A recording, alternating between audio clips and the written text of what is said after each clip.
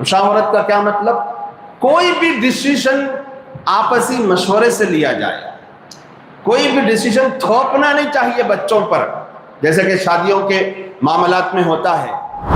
حضرت ابراہیم علیہ السلام بیٹے کو بلاتے ہیں، کہتے ہیں اللہ چاہتا ہے کہ میں آپ کی قربانی پیش کروں، میں خواب میں دیکھتا ہوں کہ تیرے گلے پر چھری چلا رہا ہوں اور تجھے ذبح کر رہا ہوں، فانظر ماذا تری، بتا تیری رائے کیا ہے۔ اس سے باپ بیٹے کے تعلق کا ایک بہت بڑا درس ہمیں ملتا ہے۔ آج کل کیا ہے، باپ بن گئے، سمجھتے ہیں کہ ہمارا ہی آرڈر چلنا ہے۔ باپ بیٹے میں دوستی ہوگی تو تمہارا بیٹا ہر بات تم سے شیئر کرے گا۔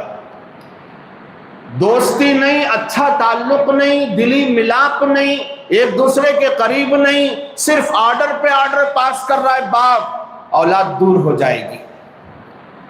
نفسیات ہے اولاد کی۔ تو یہاں ایک درس یہ بھی ملتا ہے کہ باپ اور بیٹے کے درمیان مشاورت ہونا چاہیے، محاکمت نہیں۔ مشاورت کا کیا مطلب؟ کوئی بھی ڈیسیشن آپسی مشورے سے لیا جائے، کوئی بھی ڈیسیشن تھوپنا نہیں چاہیے بچوں پر، جیسے کہ شادیوں کے معاملات میں ہوتا ہے۔ یہ لڑکا پسند آ گیا، انجینئر ہے، ڈاکٹر ہے، فلاں ہے، سعودی میں کماتا ہے، بچی کو پوچھے بغیر کیا کر دیتے ہیں، رشتہ طے کر دیا۔ اب کوئی کہے کہ بھئی بچی کو پوچھے نہیں پوچھے، اسے کیا جی پوچھنا سو، ہمیں پالی سو، ہمیں کری سو، ہمیں کری سو، زبردستی شادی کر دیا۔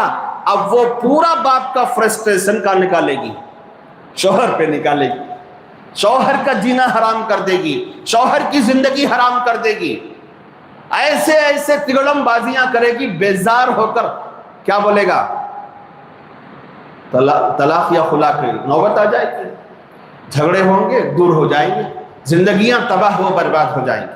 اس لیے باپ اور بچوں میں، والدین اور اولاد میں مشاورت ہونا چاہیے، محاکمت نہیں ہونا چاہیے۔ ایک عمر ہے، بچے جب تک 7-8 سال کے ہیں ان کو اچھے برے کا کوئی تمیز نہیں ہوتی، تب تک تو ٹھیک ہے، ان کے حق میں جو اچھا ہے وہ آپ کیجئے، ان سے مشاورت کی ضرورت نہیں۔ لیکن جب بچے سمجھنے والے ہو جائیں، 9-10 سال میں سمجھنے لگ جاتے ہیں معاملات، بچے جب سمجھنے والے عمر کو ہو جائیں تو والدین کو چاہیے کہ اپنا فیصلہ تھوپنے کے بجائے ان سے مشاورت سے کام لیا جائے، محبت سے اور الفت سے ان کو سمجھایا جائے۔